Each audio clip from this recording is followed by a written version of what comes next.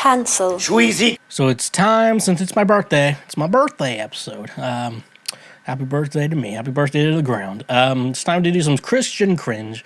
What is Christian cringe, you may be asking me? It's it's a segment we do on the show where it's similar to scraping the bottom of the barrel, which we are going to do another segment on that. But it's basically I go over articles from relevantmagazine.com, talk about how cringy they are, and I also talk about how wrong they are in what they're talking about Jeebus and all that shit. What? And stuff like that. So, let's get into it. I just want to get right into it. First of all, so the name of this article, 5 Reasons to Not Give Up on the Church. Very decisive thing to say. But unlike other articles I do on the show, I like to read information on the author of this. Scott Sauls is a senior pastor of Christ Presbyterian Church in Nashville, Tennessee, and author of several books. He also blogs weekly at scottsauls.com and can be found on social media at Scott Sauls. Okay, so this guy's probably not the worst human being. I know Presbyterians, they're very pro-LGBT. I do not know much else about them. I think Presbyterians are cool from what I remember.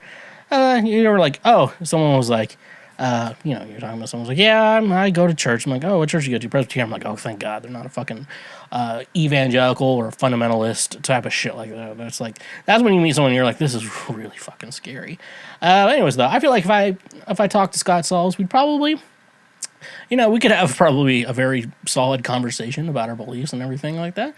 So I'm not saying this guy is a complete dumbass. I also haven't read this article yet, so I could be wrong, but this guy, if you're like a minister at a Presbyterian church, you're probably not super loose in the head. You don't have a lot of screws loose in the... You're a sharper tool in the shed, I will say, at least. There's a trend, especially among younger generations, of people who are saying goodbye to the local church. We've heard statistics of, I read the word right, those who leave because they no longer believe, but surprisingly others leave because they say they want more of God in their lives and the church just isn't doing it for them. Several influential Christians are among this group, including Donald Miller, author of Blue Like Jazz and other books that speak meaningfully to younger believers. In a blog post, Miller shared candidly that he does not attend church very often because he connected more with God in other ways, like through nature and through his work. And in a follow-up blog post, he added, I'd say half of the most impactful people I know who love Jesus and tear up at the mention of his name would reach out to the poor and lonely and are fundamentally sound in their theology, who create institutions that feed hundreds of thousands, do not attend a traditional church service. Many of them even speak at churches, but they have no home church and don't long for one. Why are so many believers dissatisfied with the church? Often their disenchantment with the church is legitimate. Instead of going to church, they are eager to be the church instead of being a face in the crowd, are eager to be known and need a member of a community instead of being passive observers of an event. They are eager to be active contributors to be shared mission instead of listening to a preacher pontificate and tell stories. They're eager to be welcomed into a story that is bigger than the preacher. Instead of being around people who accept Jesus but who seem bored with him, they want to be around people who come alive at the mention of his name. So, no, very interesting topic. I'm not reading the rest of that little intro part because, I don't go to church anymore. I would say I probably fall somewhere. Unfortunately, I fall somewhere in this Christian line, but I just refuse to go to church. I haven't gone to church since 2017, and it's more like I like this idea of Jesus. I like those ideas. I like to follow them. I like to try to live my life by those guidelines. At the same time, I don't want to fucking go to church because, I joke around. Just churches are basically a shitty cover band and a very okay TED Talk about a guy from the Bronze Age most of the time. And a lot of times, and churches have gotten so political now, they're like, you know what? We fucking hate black people. I'm like, what? God doesn't like black people. What? Someone's going to be like, my church has never said that. I'm like, I know, I'm making a fucking joke. Calm the fuck down. Anyways, though, he has 5 points, 5 reasons why we should give up. So, Saul, I don't think we should call him fucking Saul. Scotty. Okay, let's go to number 1. The church is Jesus's bride. why we should stay with the church. Church is Jesus' bride. I'm like, okay. You're like, it's like those people. I'm married to my job. That's just fucking weird.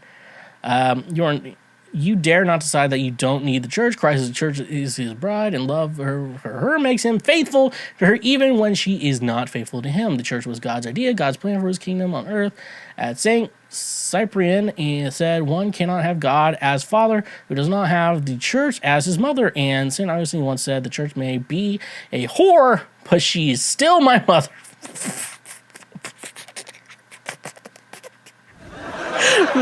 The church may be a whore, but she's still my mother. Why have I never heard this quote before? Oh man, that's a good one. I mean, it's a good sentence when you like think about it, to justify going to church and stuff like that. Okay.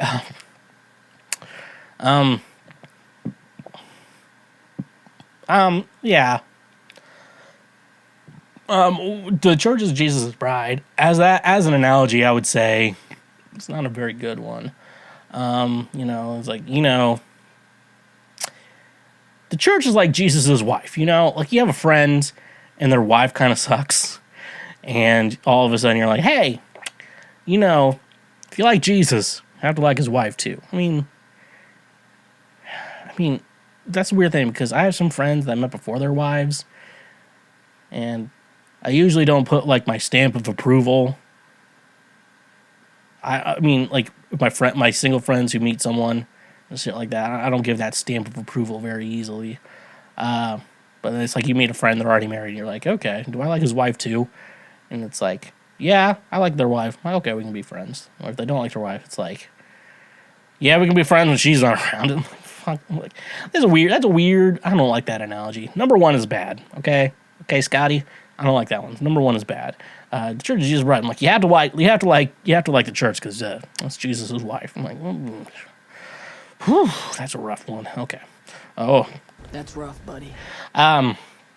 The church is a family. Family is the chief metaphor for the Bible uses when it talks about the church. The church isn't an exclusive monolithic club. It's a gathering of wonderfully and sometimes irritatingly diverse, divinely selected brothers, sisters, sons, daughters, mothers, fathers, grandmas, and grandpas. A dysfunctional family at times, indeed, but a family nonetheless. Family stays together when one member is weak, the other lifts her up. Where another is difficult, the other confronts him. Where another is leading on a mission, the other joins, supports, prays, and cheers him on. Okay. It's somewhat of a good analogy, but let's find. I'm gonna find flaws in it. So, if the analogy is families stick together. So here's what I'm gonna say, and some people are not gonna. I guess someone might not like it. First of all, ride or die, bitch. Family shouldn't be ride or die. That should be people you have sex with. That's fucking stupid. Or friends you've met and are really good friends with. It shouldn't just be an entire group of people. That's just kind of a bad idea. And some families are bad. You meet some people and you're like, I had a shitty father, and you're like, and yeah, I had a shitty mom, and you're like, and then people are like, yeah, I don't talk to my mother anymore because she's an asshole, and I'm like, I see that. That's a good thing. You should probably not talk to your mom anymore. She's probably a narcissist. Just maybe ignore them. Stuff like that. So people don't really have families like this organization where anyone is allowed membership, and this is your family. That's kind of a bad thing. This is not necessarily a religious thing, but I've had close friends. Technically can be considered church families, or a type of church family, or stuff like that. And some of them are still like some of my best friends for life. So I like it and I don't like it. Saying family is bad if it's like a situation where you can pick your family, because at some point, you just have family, you grew up with them, and you still like them, and they're not like shitty people. And I was like, okay, they're family. And there's some people like you meet, and you're like, I would never tell someone, hey, this person's a shitty person, and they're really shitty to you. You should stop being. I would say stop being their friend, stuff like that. But then you're like, but they're family. I'm like, family doesn't treat people like that. And, like workplaces are like, we're a family at this company. Yeah, I don't know any family that treats people like that. That's pretty shitty. I would never treat someone like that. Stuff like that. So, that's my thoughts on the family. The church is a diverse community. By design, God shows the church to be as diverse as possible. At Christ Presbyterian Church in Nashville, we have described our community this way. We are builders and baby boomers, Gen Xers and millennials, conservatives and progressives, educators and athletes, struggling doubters and committed believers, engineers and artists, introverts and extroverts, healers and addicts, CEOs and homemakers, affluent and bankrupt, single and married, happy and hurting, lonely and connected, stressed out and carefree, public and private, schoolers, PhDs, and people with special needs, experts and students, saints and sinners. I like this. I like the way you wrote this. This is a good sentence, and obviously this is your church, and I would say this. I mean, this is definitely what you want to. The conservatives and progressives, conservative. I'm telling you, the way conservatives are, it's like the way you phrased all of this. I would say I like the way you think here. I would say where we could definitely talk to. I don't know your church necessarily. I mean, obviously know. I know where it is. And so people are like, you're just talking shit on this guy's church. I'm like, I actually know where it is. It's like off Old Hickory Boulevard. Okay, it's not far off from Old Hickory Boulevard. So don't be stingy there or whatever. Come on, Mark, don't be stingy. So I know it. I don't know the pastor exactly, but if I would have gone to their church, they'd be like, you want to play music here for free? I'm like, and shit like that. So yeah, no, I like the idea of what you want in your church and stuff like that. But yeah, the conservatives and progressives, because conservatives are not aligned with what Jesus wants. They're the party of Jesus, but they also don't align with anything he says. And it's really funny to read what's the Antichrist gonna be like, and you read it and you're like, it sounds like fucking Donald Trump, to be honest with you. But I'm not saying Donald Trump is the Antichrist, but I'm just saying very, very, very similar. Stuff like that. So, you say the church is a diverse community, and your example was your church, and I'm not saying your church is bad. I know the Presbyterians are cool, that's from what I'm aware of, and stuff like that. And I've not heard anything bad or about Christ Presbyterian Church in Nashville, which I would have known if there was something bad said about. So I'm not gonna say that, but I would say with number 3, I would say your church. Where Christ Presbyterian Church is a diverse community. We're number 3 of 5 here, Scotty, and I would say most of all, this article is why people should go to your church. Who are people who don't like going to church, why they should go to your church, which I'm fine with. I mean, this is your worldview, and I get it, and we obviously agree on a lot of the same things. So, yeah, but I would say this is your church, but there's a lot of churches out there. If you came in there I think women should be in charge of their own bodies. Whether a woman believes that if they get pregnant, they should keep the baby, or if they should get rid of the baby, that's their choice. Because that's my beliefs. And if I said that at some churches, they'd be like, if you don't leave this church right now, we're going to fucking shoot you in the pulpit. So that's what I'm going to say. The church teaches us to love. Part of the Christian experience is learning to love people who are not like us. In the church, we are given a community of complicated, beloved by God, always in process, fearfully and wonderfully made, sometimes faltering and inefficient people who we are called to love, including ourselves. Reconciliation, peacemaking, relational perseverance, and loving the unlovely are difficult but necessary steps of discipleship. Without these things, we remain stunted in our spiritual growth. Our goal in Christian community is not just a tolerance of others, but authentic love and relationship. In order to learn to truly love, we must stay in the Christian community and do the hard work of resolving conflict and building unity. I like this phrase. I like what you say. Unfortunately, the church teaches us to love, and like I said, it's good to not hate people. And it's good to spread love and to be loving to people. However, sometimes you have to deal with some assholes who don't believe in that shit back. And so, in my mind, it's you know what? I will learn to love people. However, that person, I want to strangle to death. And that's not loving people. That's strangling people to death. This is not loving people. So, therefore, I shouldn't do that. And the church Jesus love, and you're loving the people at the church, but sometimes assholes go to churches, and it's, and churches don't really have necessarily that way of being like, here's how we're going to get rid of that asshole or shit like that. Like, you can't do that shit at a church. That's kind of awful. And it's more just drama and pain and like just suffering that you have to go through. So, I agree with the statement. I don't agree with it that it's going to work IRL or in real life, some would say. And the final one, the church needs you. As it is a family, the church is also a body. Without you, the church is missing an eye or an ear or a hand. Without you, the church is not whole. Each of us is made in the image of God. As we live in community with one another, we grow in knowledge and experience of God by being with others who bear his image. As we learn from and rub off on one another, we become better, more whole, more Christ-like, and ultimately better for the world versions of ourselves. If you are dissatisfied or disillusioned with the local church, don't leave it. If the church stinks to you, then change its diapers. Make it better, pray for it, bless it, serve it, love it to life. In the process, you will discover that it's not only that the church needs you, you need the church as well. So, here's the thing with the church needs you. I'm a musician. I consider myself a professional musician. I have been playing music since basically my entire life, close to over 2 decades, I would say.